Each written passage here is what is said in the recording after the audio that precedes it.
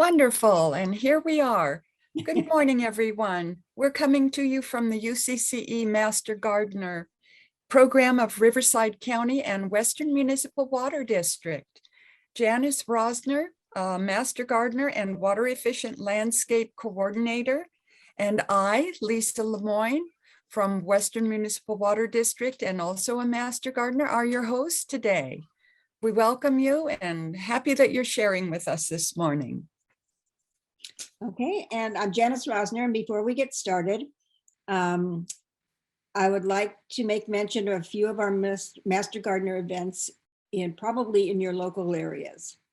They usually consist of farmers markets that happen during weeks, any particular week in your area. Their locations are Corona, Temecula, Moreno Valley, Murrieta, and downtown Riverside. So please keep an eye out for these booths, and we have lots of wonderful information available to you.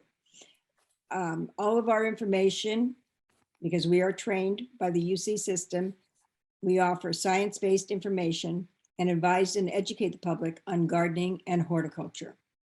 So keep an eye out for us. On the first Saturday of each month, RCRCD has a Master Gardener table available to the public at this location.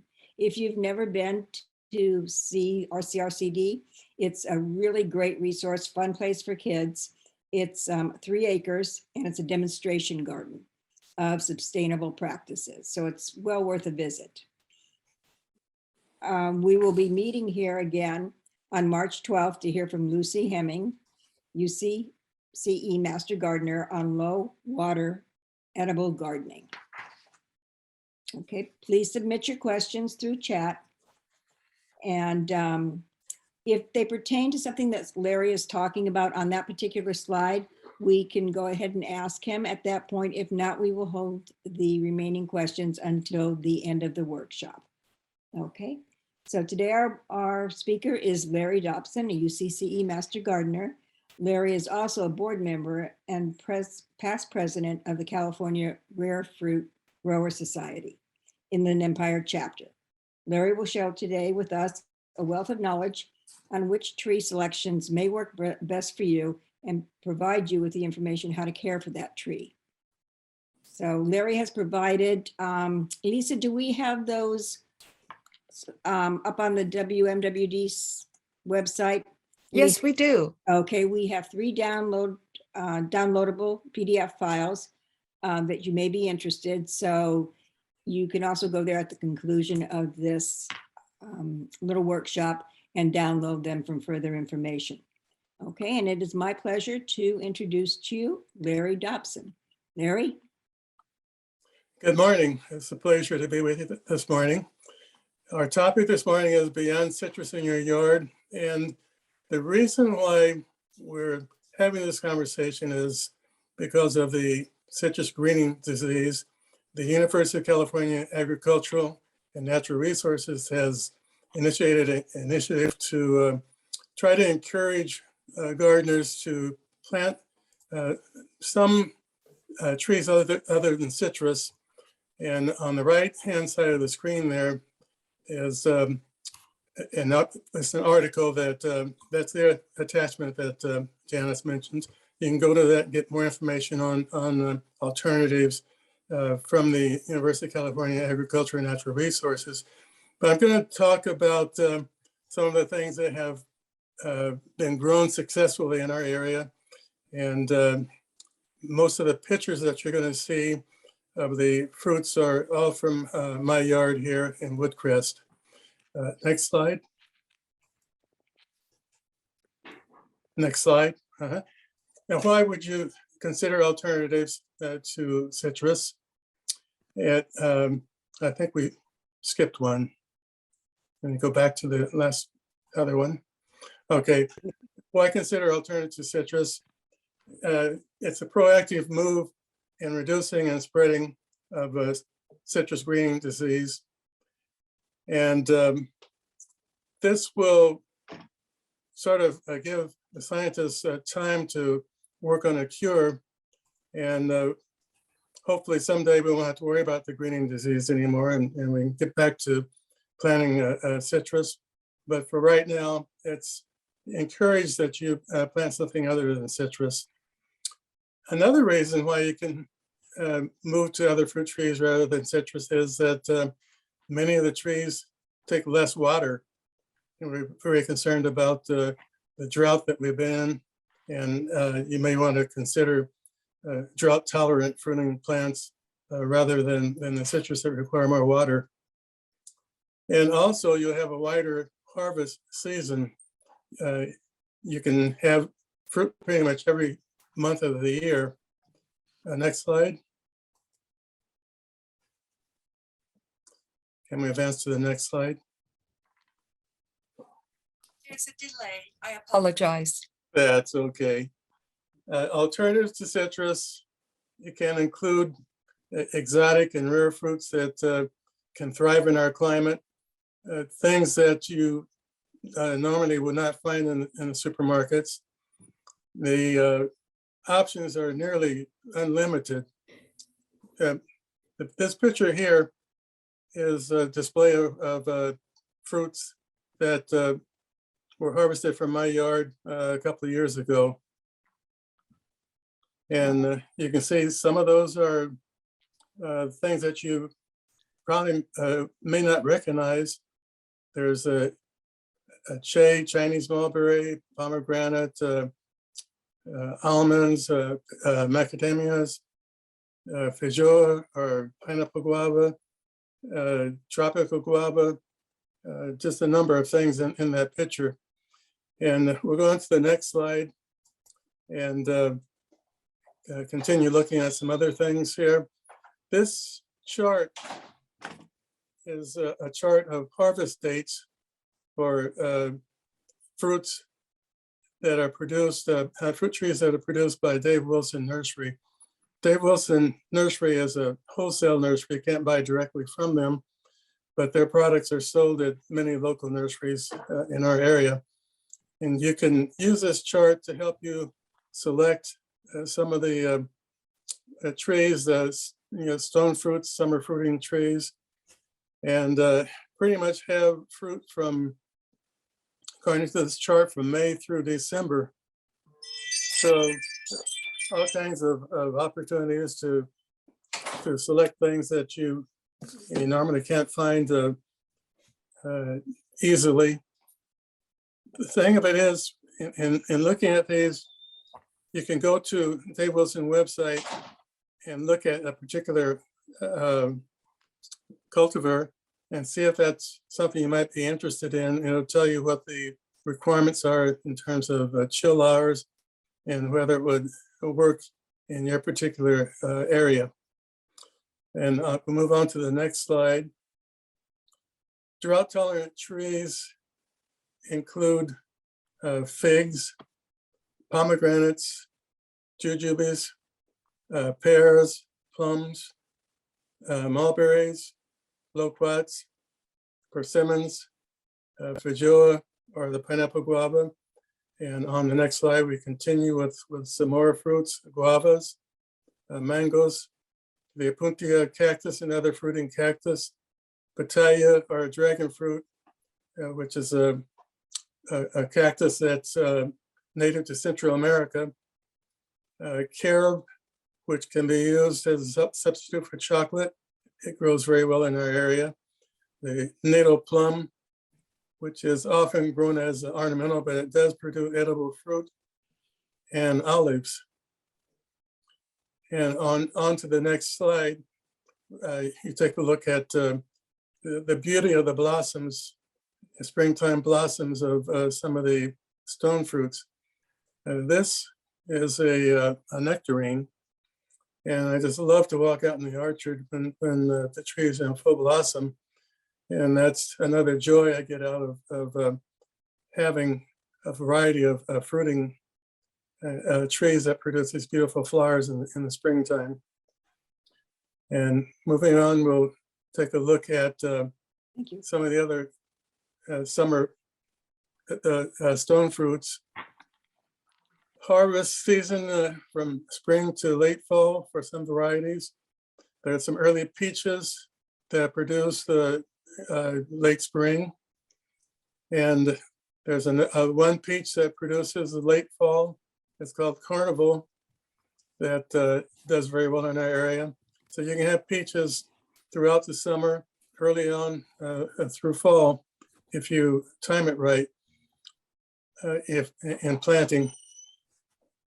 For your peaches, if you don't have a lot of room, it's easy to graft, and you can have more than one variety on a tree. And some species are compatible with each other. Like, for instance, I have a plum tree that has one branch of peaches on it. And that branch of peaches, it blooms earlier than the plums, and it has fruit before the plums.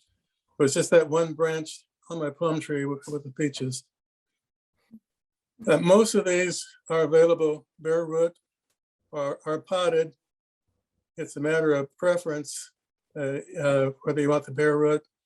I think right now you can probably still find bare root trees in some of the local nurseries, or you can order them to be delivered through the internet.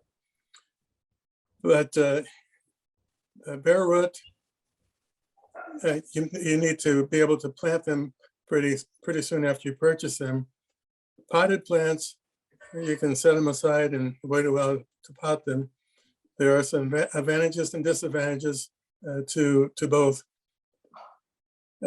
Don't buy on impulse. Some plants can be very expensive, and if you buy something that's not going to thrive in your area, you wasted money. And make sure that you have the space, and you make sure that you know how to take care of the plant before you buy it. Know what you want and do your research before going out to do your shopping. On the next slide, we take a look at, again, Dave Wilson Nursery, their website. It's an excellent source for articles and videos on backyard orchard. You can go to their website and look up information for any particular variety of fruit that you're interested in. Apples will have scores of varieties that you can take a look at before deciding on buying. And you can go through their list of things that you might be interested in, take notes, and be ready to look for what you want when you go down to your local nursery to buy your tree. And also on their website, it will tell you where you can find each of these items, whether they're sold in your local area. They'll have a list of nurseries where particular things are sold. If you're interested in, say, Canada's grape, then you go to that, and it will tell you exactly where you can find it out throughout California. On our next slide, we take a look at Copper Creek Nursery. If you're interested in apples, there are many apples that do well in our area, and they grow, a lot of apples grow very well in warm areas. Kevin Hauser has a nursery here in Riverside where he produces many varieties of apples. And he also has a project in Africa where apple trees are being grown in Uganda. So apples do very well in our area, many varieties. And if you take go to their website, Copper Creek Nursery website, there's a list of apples, the warm climate apple variety list. And you can go to that list, get a description of each variety, and it will describe the taste. And there's some apples that are good for cider, some for baking, some for eating fresh. And you can go through that list and find exactly what you want before you buy. On the next slide, Some of you may be familiar with Peaceful Valley Farm and Garden Supply.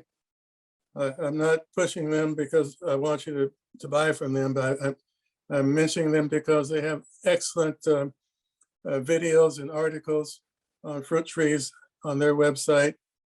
And Tricia is the person that does most of their videos.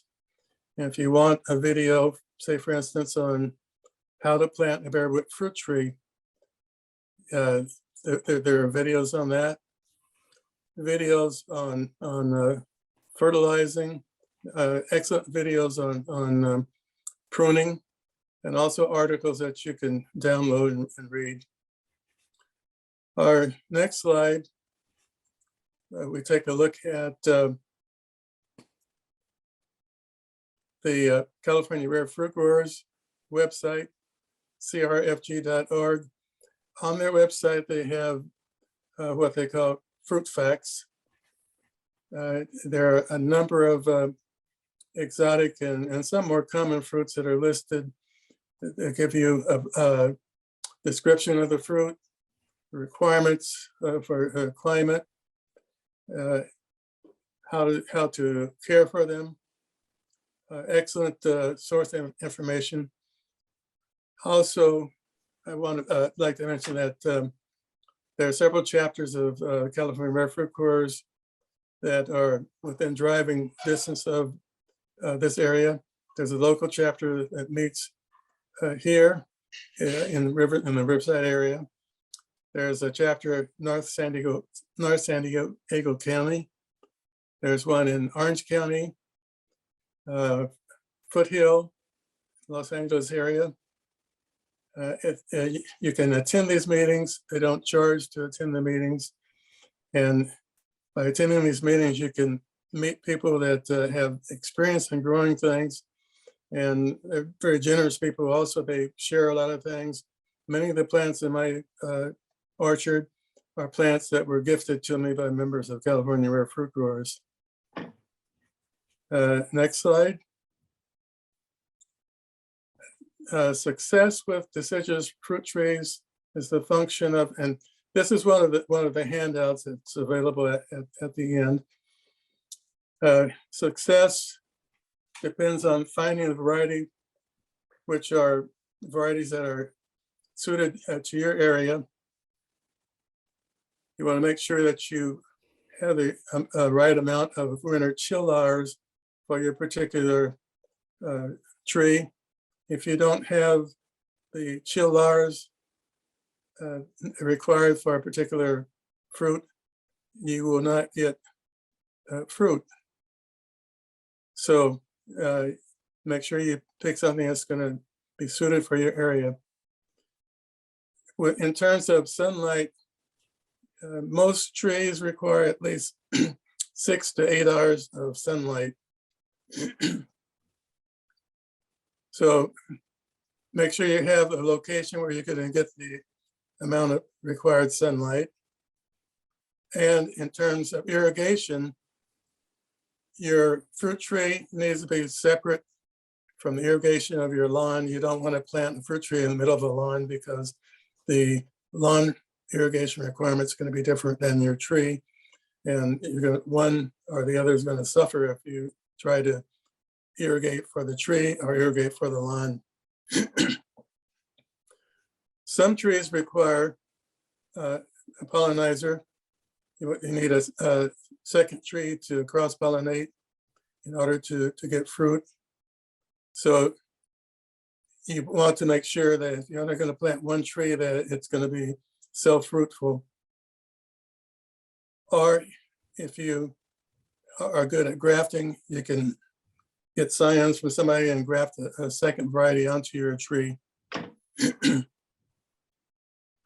In planting your trees, your newly planted trees need to be protected from gophers.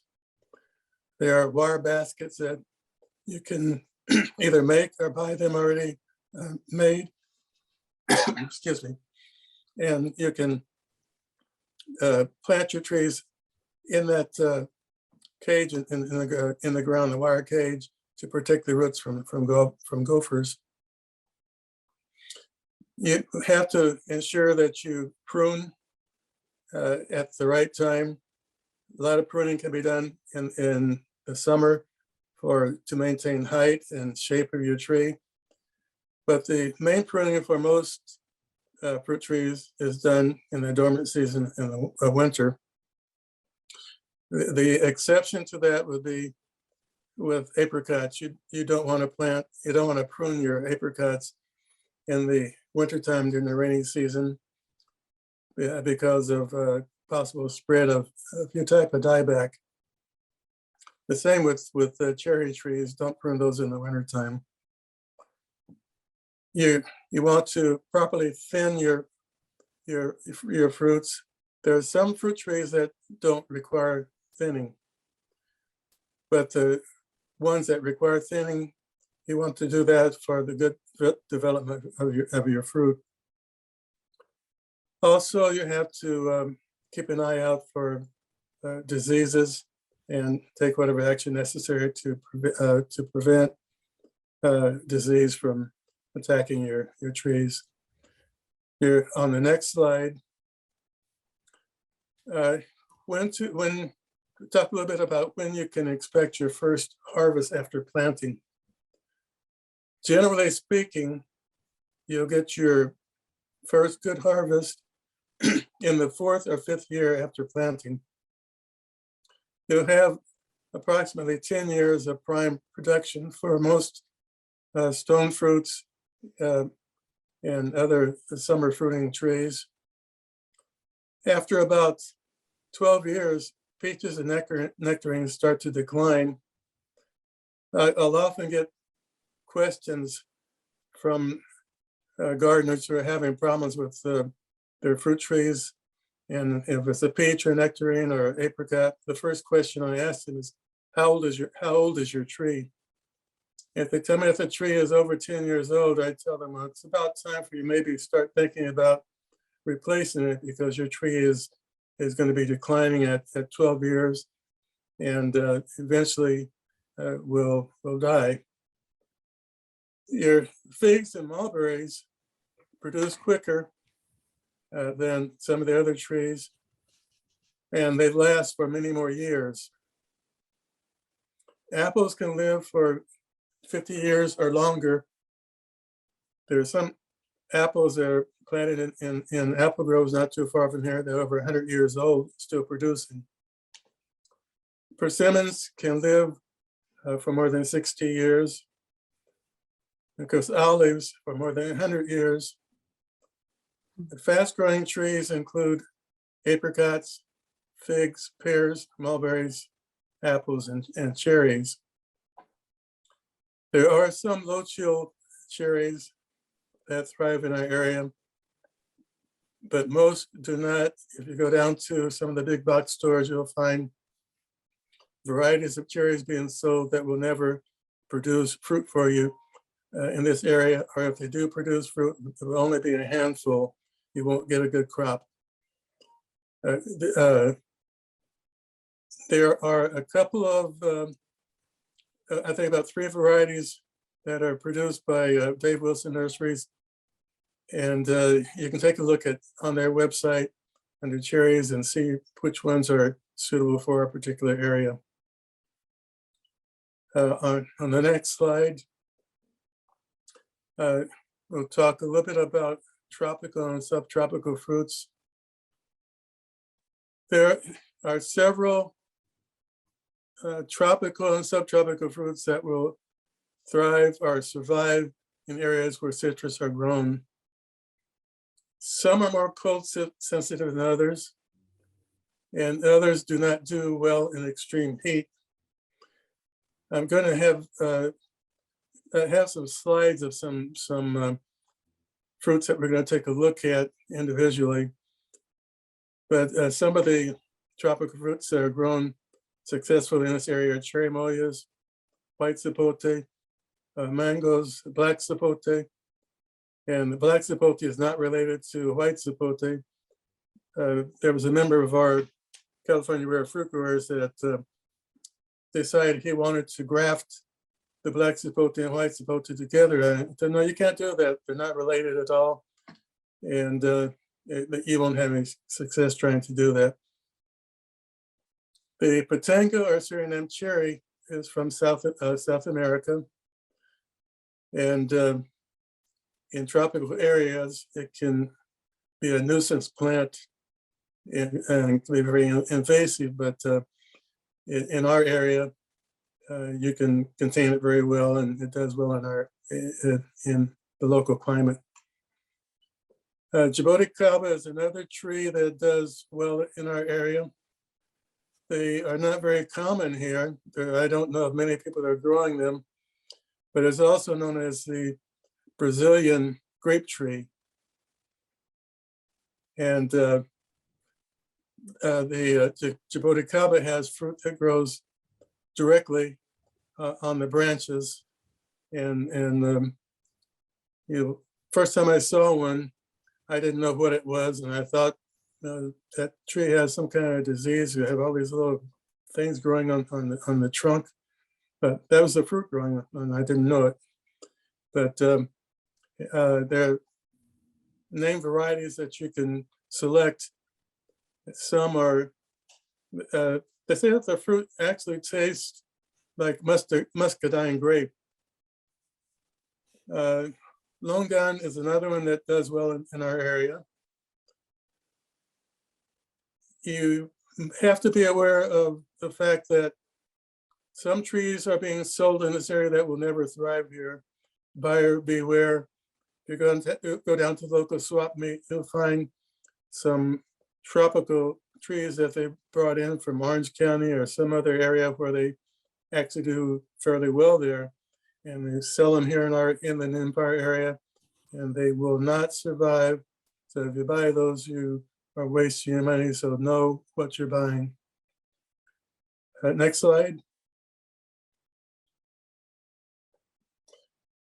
I can tell you that attempts at growing some tropical trees like rambutan have failed. You cannot grow rambutans in the Inland Empire. Lychees are not successful here. They need a lot more humidity than we get in our area.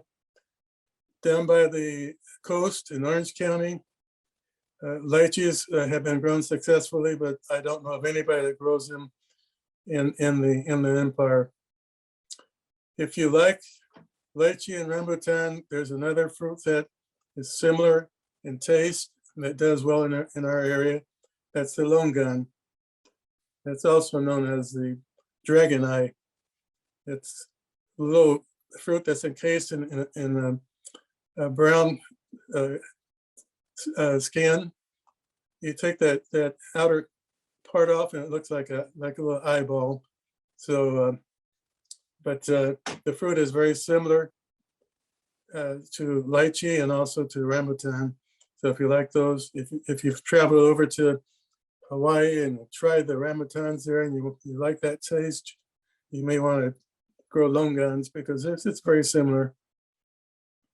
Sarsops or guanaba will not grow in our area.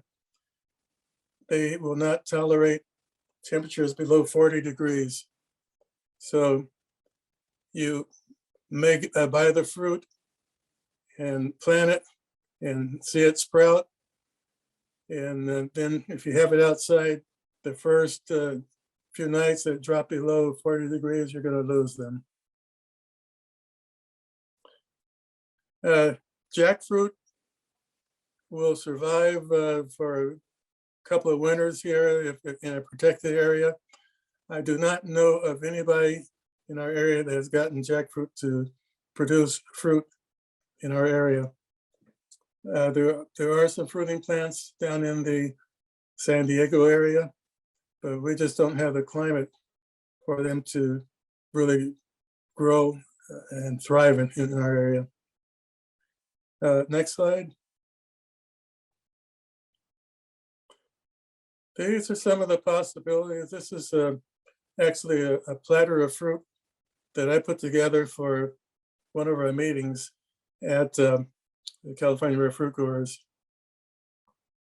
And on there, you'll see a variety of things. There's the little small red fruits, that's called a lingaro.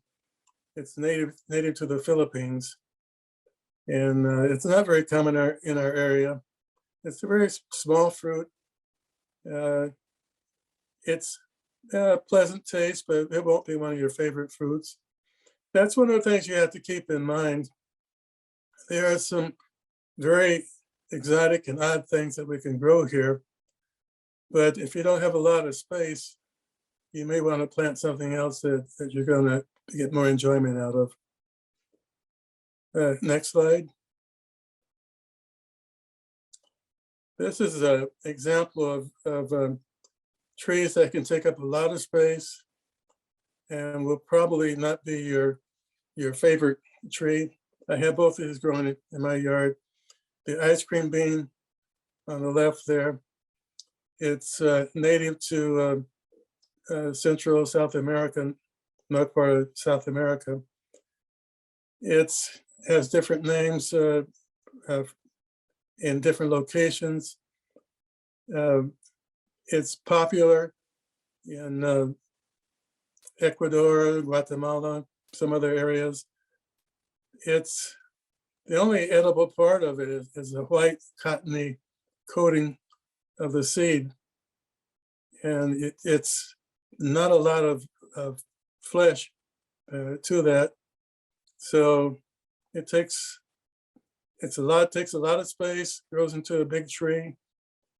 It grows very well here, but before you plant it, make sure you know that that's what you want based on how big it's going to get and how much enjoyment you're going to get out of it. The fruit on the left and on the right is a tree from Australia called Burdekin plum. And I kind of refer to it as famine food. It's edible, not an unpleasant taste, but it will not be one of your favorite fruits. And the fruit has to soften and be almost rotten before you can eat it. The next slide. These are pitangas, or Suriname cherries. It's related, actually distant relative of the mango, and it grows well in our area. These are fruits I harvested from one of my plants. And I can't recall where I got my plant from. I don't think I bought it. Somebody gave it to me. But there are different varieties of this also. There's one called Lolita that has a darker fruit and is supposedly sweeter. I think this particular variety has somewhat of a taste that kind of like tangerine, but it's chilled. It tastes very well. On the next slide, we have jujubes, also known as Chinese dates. They're actually, before they turn brown, they're like little green apples, kind of crunchy. And then as they turn brown like this, they're sweeter. And once they're dried, they're almost like a date. And that's why some people refer to them as Chinese dates.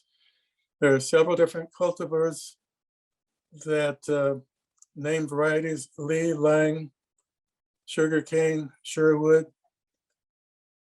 The biggest problem with this tree, or concern with this tree, are the thorns. It's a very thorny tree, so you have to be very careful in handling it so you don't get poked when you're trying to harvest the fruit. Next slide. Guavas do very well in our area. On the left, you see some of the varieties that I grow. And on the right, that's how they look on the tree. Some of the bunches like that on the trees. Guavas are drought tolerant. They can take periods of without water, but in order to get good quality fruit, you have to irrigate. But they do take less water than some other fruits. Our next slide, we have coffee. I have one coffee plant. These are berries on one of my plants. And I actually had enough coffee berries one season that my son took them and processed them and tried them, and they actually taste like coffee. So I grew coffee. That is a tree that is grown as an under tree in some areas, or it's grown in the shade of filtered sun of some other fruit trees. Next slide. The white zapote, there are several name varieties.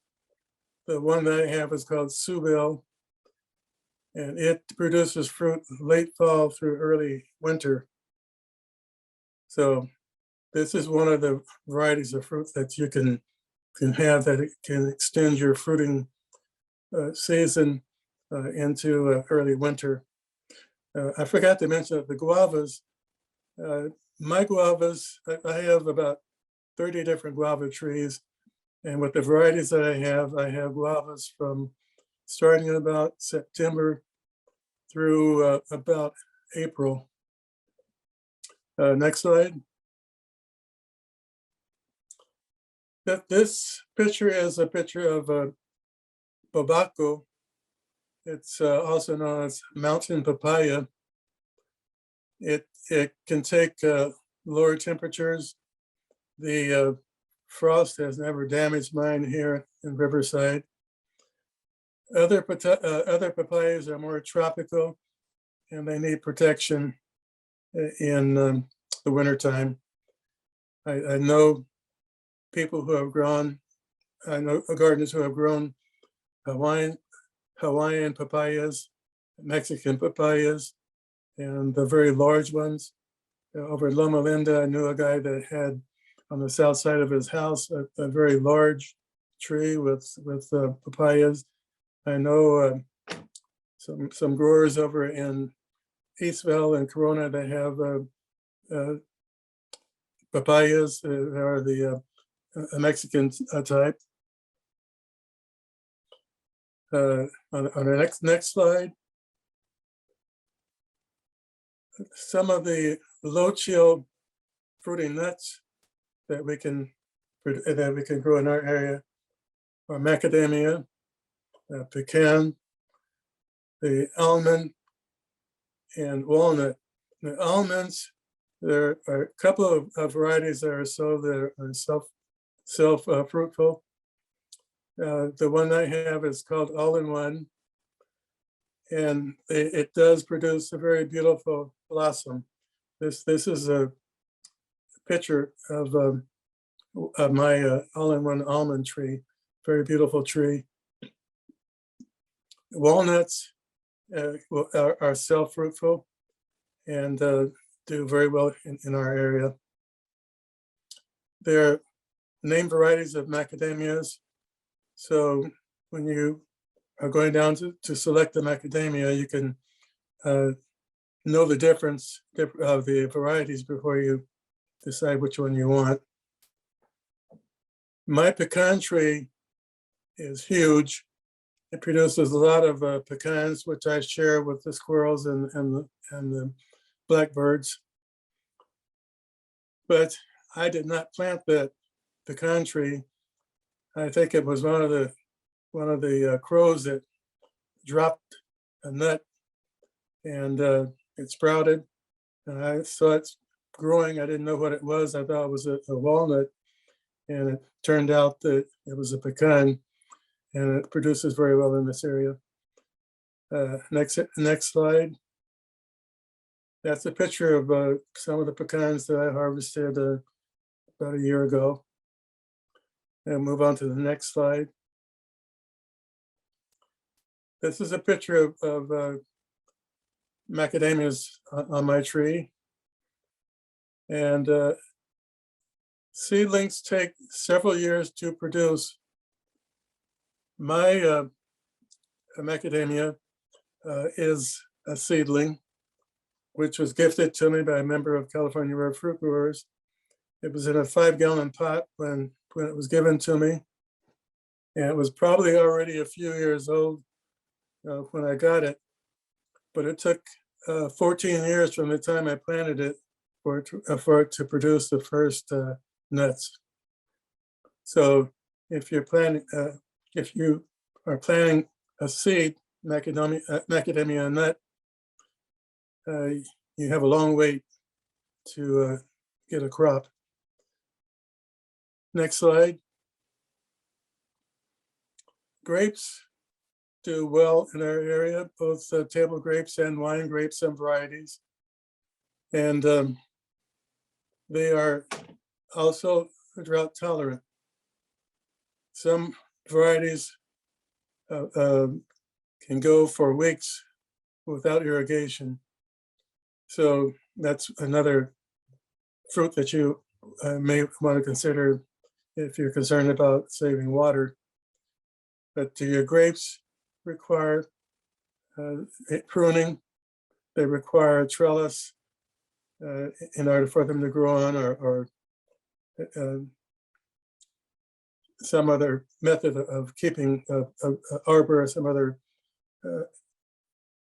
method to grow them on. Next slide. 2 North American natives that I grow. The American persimmon is different from the Asian persimmon. It's a smaller fruit, very tasty fruit. The particular variety that I have is called Meter, and it is seedless or nearly seedless. It tastes like butterscotch. This tree is hard to find in California.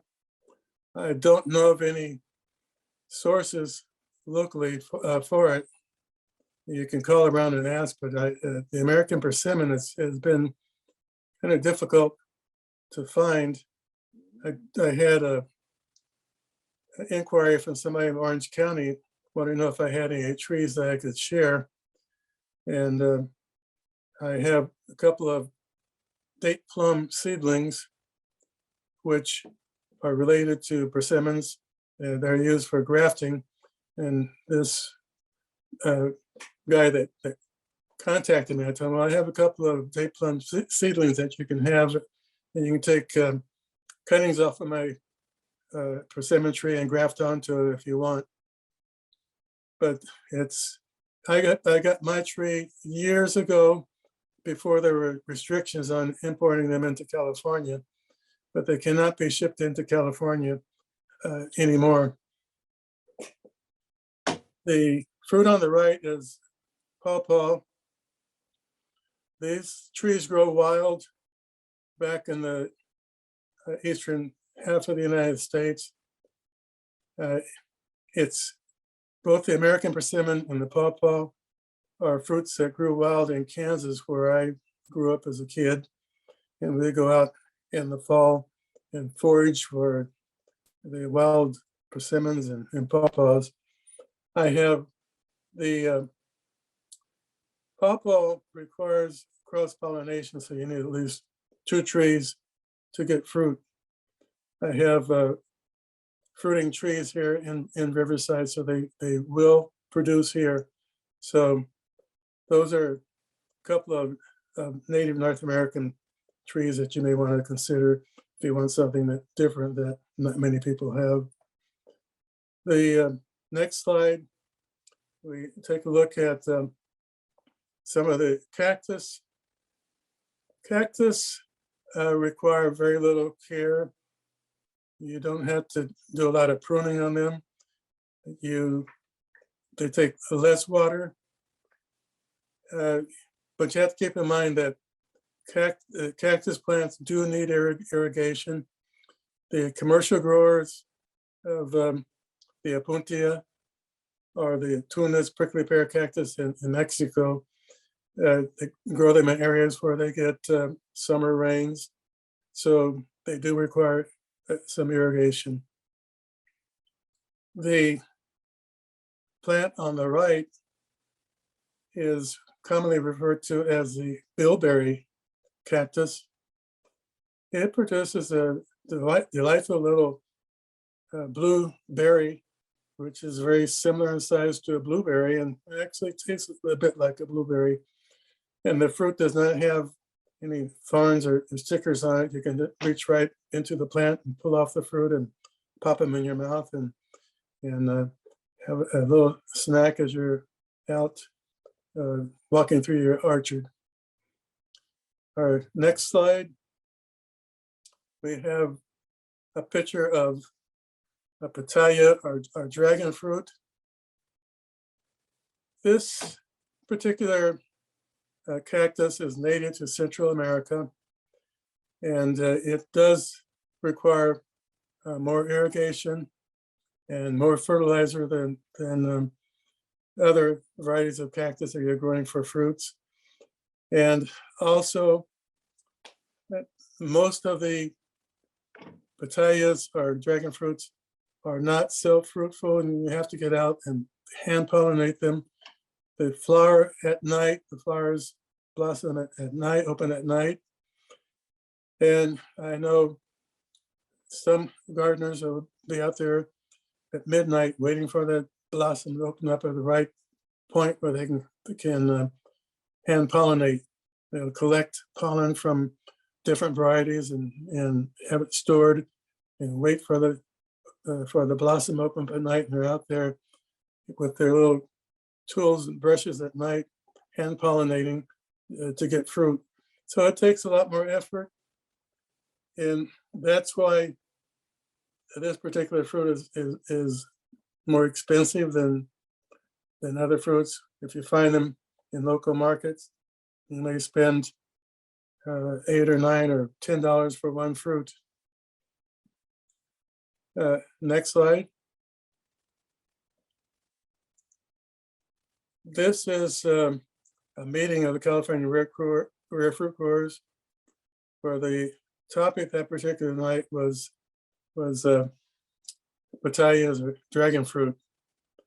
And some of our members took in fruits that they had grown to share and sample and different varieties. And they also had cuttings to share. People who didn't have them could get their cuttings for free and plant them and grow their own. You see on the table there are different varieties, and there are white varieties and deep red varieties and pink and in between. Some of them are very tasty and some are kind of bland. Next slide. Mulberries and figs are easy to propagate from cuttings. And they both grow pretty fast. I might mention that figs do not grow, are not reliable from seed. If you have a seedling that pops up in your yard, you may spend a lot of time nurturing that particular plant and find out that you have inedible fruit. It's what's referred to as capra fig or male fig, which produces fruit that's very full of pith and no taste at all, basically inedible. If you do have a plant that's producing inedible fruit, you can always get a cutting and graft onto that plant and have a good fruiting tree with the graft. I might caution you in terms of sharing the fig material, there is a very common disease that's affecting figs. It's called the fig mosaic. It's a fungal disease that basically has no cure, and it will affect the growth of your tree and also the quality of the fruit. The leaf of a plant that has this disease, basically it looks like it's deficient with and you may think it needs nutrient deficiency, and it may need fertilizer. Not the case. It's the disease, the mosaic, and adding fertilizer will not help. In fact, figs need very little fertilizer. If you fertilize figs at all, you want to use a low nitrogen product because high nitrogen is really not good for figs. There are several named varieties of mulberries. Pakistan is one of the most popular right now. There's also ones called Oscar, Illinois Everbearing, Persian, a number of varieties that are being grown in our area. Our next slide. This is a Che, or Chinese mulberry.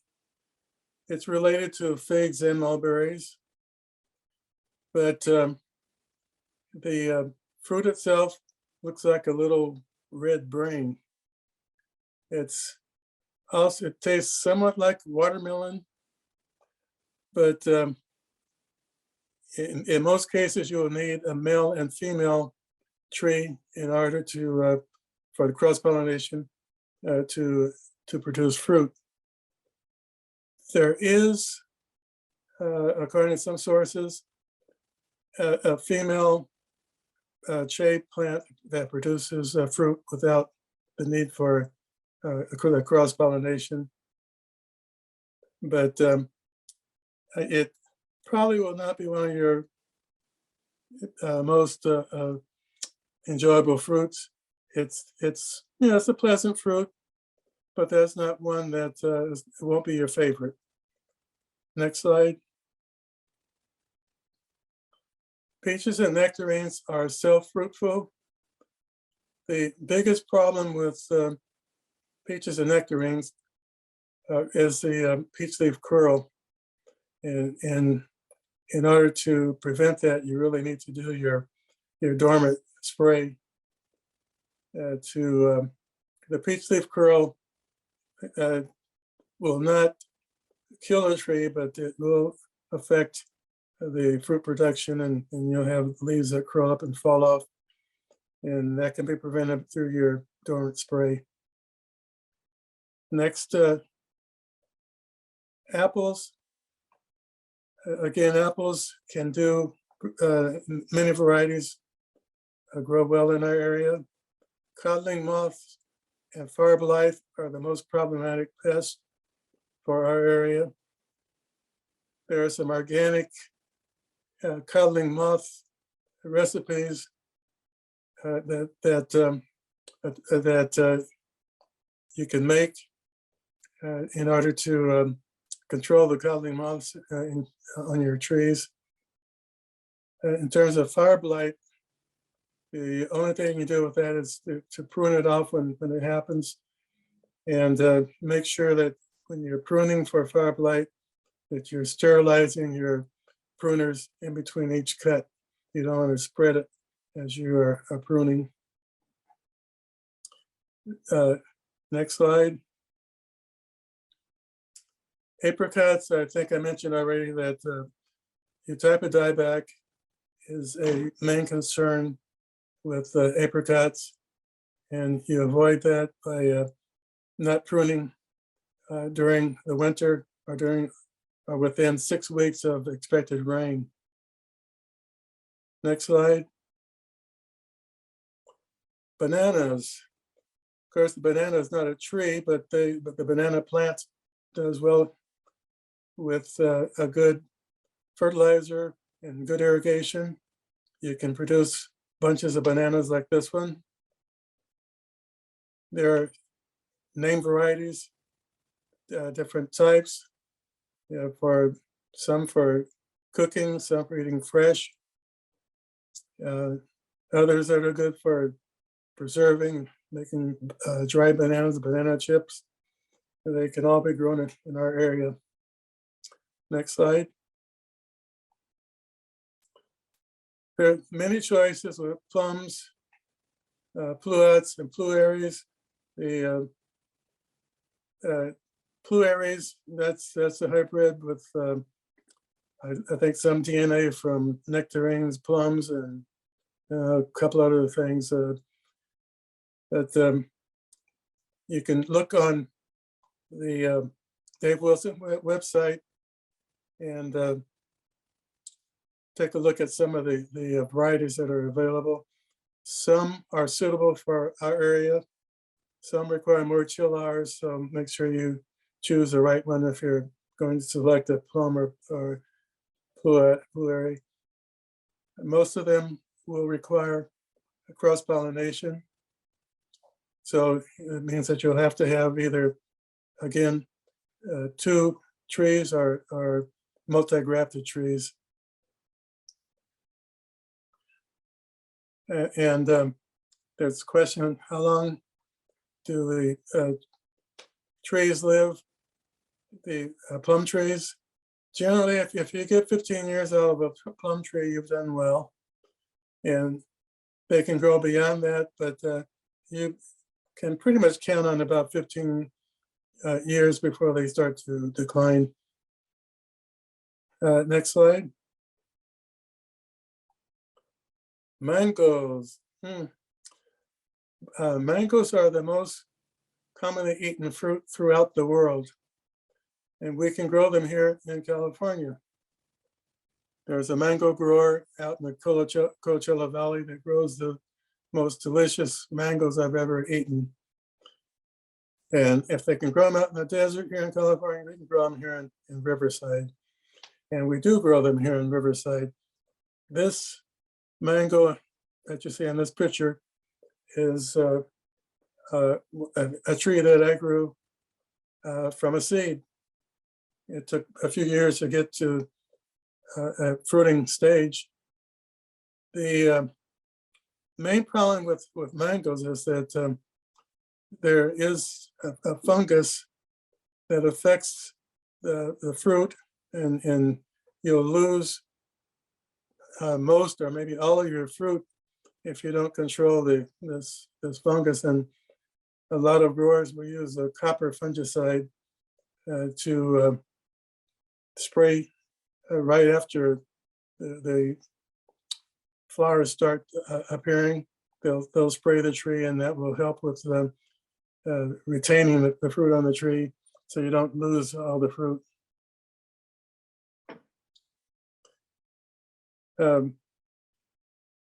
There are several ways. The next slide here, pomegranates. Again, easily grown from cuttings. I would not bother with seedlings because they're unpredictable. And it's so easy to start them from cuttings, and you get fruit a lot faster than you would from the seeds. So if you know somebody that has a very good variety of pomegranate, then during the dormant season, take a cutting and grow it. There are several varieties, name varieties. One of the most popular right now is the Porphyrianca. The common commercial variety is called Wonderful, but there are many varieties that are available.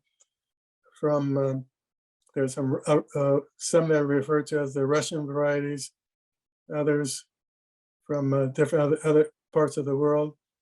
But and there's one variety that's a very dark color fruit, almost black. There's another one that's almost white. The white one is more astringent, more produces a very beautiful white flower. but the fruit is not as good.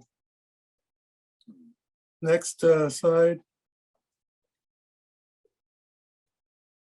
Oh, is that the last slide? I guess it is. So we have time for some questions. And I'm sorry, I skipped over some of the questions as we were going along. So let's take a look at some of the questions. And where are my questions? Let's see. One of the very first questions, Larry, was from Ralph Thompson. And that was, what varieties are recommended if with gray water irrigation? And are any discouraged? I believe that was earlier in the slide, and I think it was in reference to apples. If Ralph, I don't have any expertise on gray water irrigation. There is a member of the Orange County chapter of California Rare Fruit Growers, Ty Tessier, who does a really good presentation on gray water irrigation. And he would have answers to that if the questioner wants to pursue that, then I can contact Ty and get a good answer for you. okay, that's great. Thank you. I will put my email in the chat box, Janice. Okay, Okay. And the next question, I don't see the question, so can you? okay, sure, certainly. Somebody had asked about the genus name for the black and white sapote, which I already answered, so that Oh, is good, thank you. taken care of. Somebody asked what the name of the red fruit was, and I'm not sure if they meant the pitaya or if they meant those little berries, on the slide where you showed they almost look like a grapevine type of, The berries. yeah, the berries. Which, Okay, those are the lingaro. I think that's probably the lingaro. That's a native to the Philippines, supposedly. that was it, yeah. But I know several people from the Philippines who say they never heard of it, but it's supposedly native to the Philippines. Spell it. Spell it. Lingaro. Thank you. You're welcome. Okay, then, let's see, next question. What was the place that, somebody answered that for us. That was the best place that has apple trees that you mentioned earlier, but that was answered in the Couple Creek Nursery. Yeah. Then somebody asked how large the Macao tree grows. Okay, that's the mountain papaya. Yes, I think it was. Babaco. Yeah. About 7 or 8 feet tall, max in our area, I think. Okay. Let's see. Well, you answered how long the plum trees normally grow. How do you treat a mango seed to get it to grow? I've taken seeds and just stuck them in potting soil without taking the cover off but there's several different methods that are popular. It's hard to say because in nature, a seed falls on the ground, somehow it gets covered up and it grows. There are things that we think we can do to speed up the process. And if you take the outer coating off the seed, that cast off the seed, then and then put it in a paper towel in a plastic bag, you can do the initial sprouting that way. But I've had success just taking the whole seed and stick it in potting soil in a pot and keeping it irrigated and forget about it. Then somebody did ask about suggestions for varieties that do well in Riverside County. And I think actually for that, if they just look at UCANR, they will have names of varieties and different varieties that do well in this area. I suppose this is, unless you want to make recommendations. It was for grapes, guavas, pecans. Oh, for grapes, Black Manuka, it grows wild. I mean, that thing, once it takes off, it produces tons of grapes. Okay. Canada's is a very tasty variety. I like the Canadas. Blueberry grapes are very popular among some of the members of our group, the California River Fruit Growers. Just a number of varieties. Well, is it safe to say whatever is available on Dave Wilson site probably is geared towards our climate and our growing areas? Yeah, it would mention areas where it does well. Okay, let's see. Can you, yikes, sorry. Can you, can you spray? Where'd it go? Am I still here? Yeah, we hear you. Okay, good. I'm sorry. Can you spray copper fungicide on stone fruit trees after the flowers have opened? I would not, and I'm kind of leery of using the copper fungicide anyway, even though it's organic supposedly. Mhm. I've read a couple of article sources where workers in vineyards where they've used copper fungicide over the years had developed some health problems related to it. So I would be very cautious in using it. Okay. And then someone mentioned the best time to pick fruit. Is it in the morning? I would say anytime you want to eat it. Fresh off the tree is good almost any time. But I would think that possibly it would be a little more in midday. It may be dried out a little bit from the sun if it's a really hot day. It may withdraw some of the moisture from it. Okay. And I think that is it for questions. Does anybody else have a question or?